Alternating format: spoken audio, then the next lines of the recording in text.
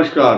अगले कुछ मिनट कन्या राशि पर बहुत विशेष चर्चा, क्योंकि आने वाले कुछ दिनों में विशेष अच्छे समीकरण कन्या राशि के लिए होंगे।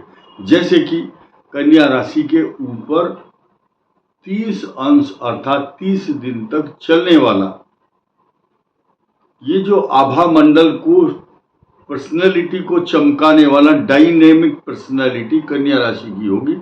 और अगला जो एक महीना है कन्या राशि के लिए विशेष माना जाएगा। क्यों माना जाएगा?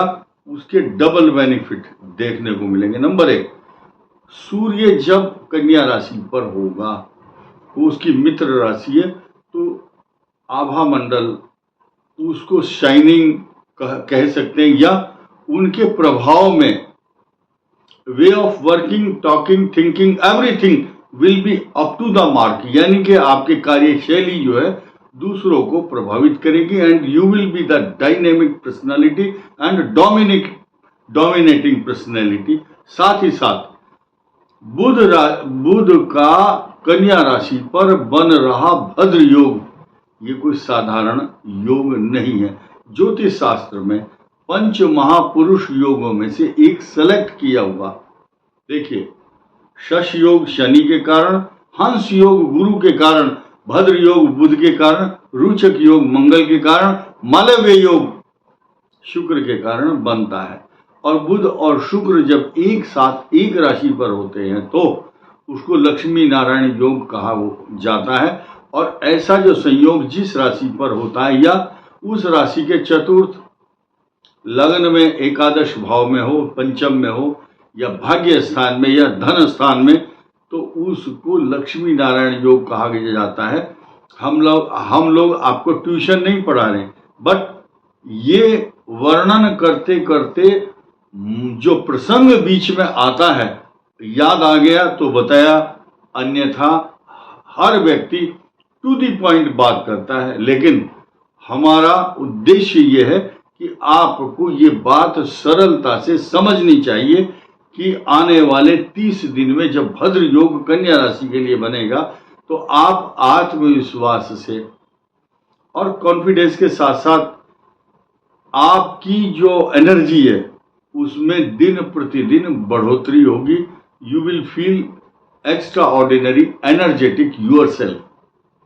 साथ ही साथ आपके छठे भाव, जो भी इसका छठा भाव ये पराक्रम का भी है, झगड़े, झंझट, परेशानी, शत्रु, मामा, रोग, कंपटीशन, यानी कि शत्रुओं का विनाश करने के लिए 6th हाउस में जब सैटर्न प्लेनेट होगा तो किसी और को जरूरत नहीं है, किसी को क्या गर्ज है जो आपको नुकसान कर सके, क्योंकि अकेला शनि त्रिखटे एकादशे शनि सर्वारिष्ट निवारणम।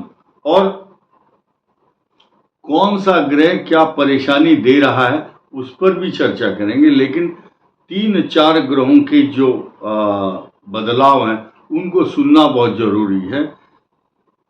जुपिटर प्लेनेट 9 अक्टूबर को रेट्रोग्रेड मोशन में होंगे, वक्र गति से चाल चलेंगे, उल्टी चाल बोलते हैं, यानी कि वक्र गति के ग्रह को समझिए।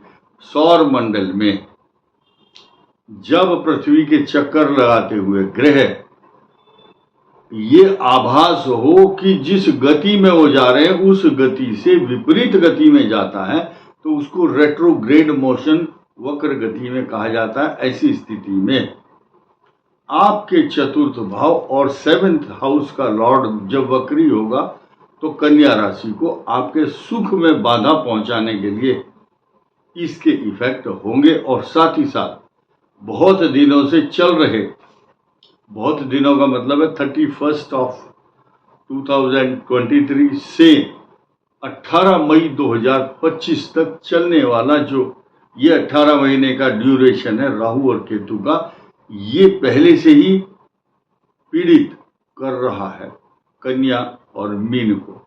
अब ऐसी स्थिति में जिनकी मैरिज लाइफ को लेकर के अप डाउन चल रहे हैं, पिछले 1.5 साल का रिकॉर्ड उठा के देखेंगे तो 80% कन्या और मीन राशि के बीच में होने वाले जो डिस्टर्बेंस है उसको हम नकार नहीं सकते। Everybody is feeling, her mean और कन्या राशि वाला इस बात को महसूस कर रहा है।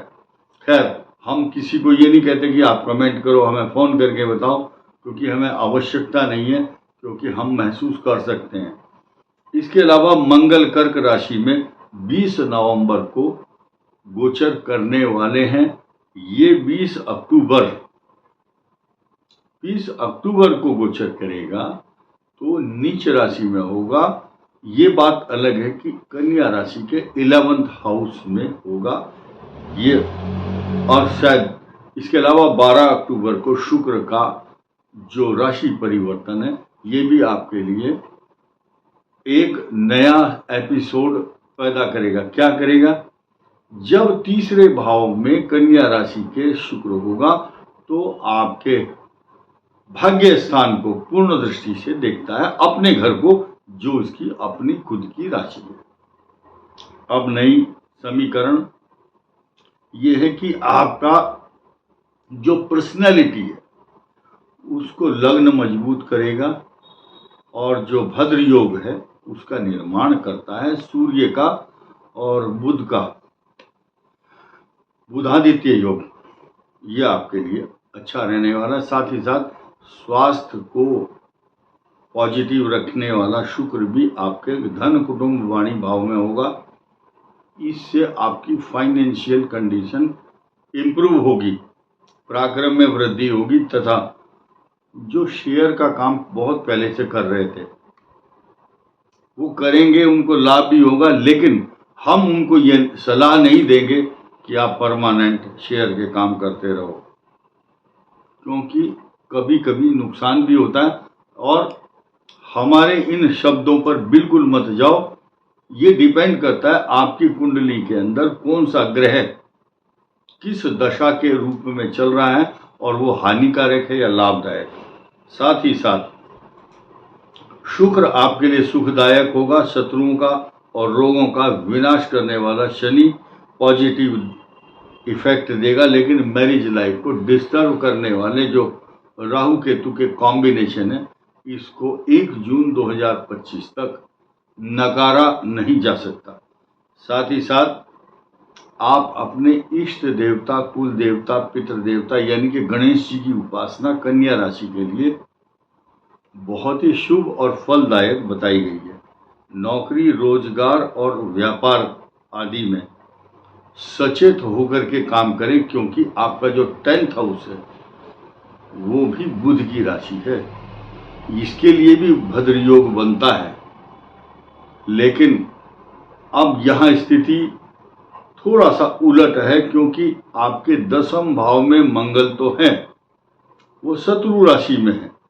इसके कुछ लोगों को उनकी कुंडली के ग्रहों के अनुसार शुभ या अशुभ फल उसी के अनुसार मिलेंगे, जैसा कि आपकी कुंडली में ग्रह स्थित होगा जन्म के समय। अब हम बात करेंगे इनकम हाउस की। 11th हाउस का लॉर्ड चंद्रमा आपके लिए शुभ फल देता है। लॉस से बचने के लिए रिस्क वाला इन्वेस्टमेंट बिल्कुल ना करें। ऐसे कार्य बिल्कुल ना करें जिसमें आपको पॉइंट आउट करने के लिए कुछ लोग आपको नसीहत देने की कोशिश करते हैं।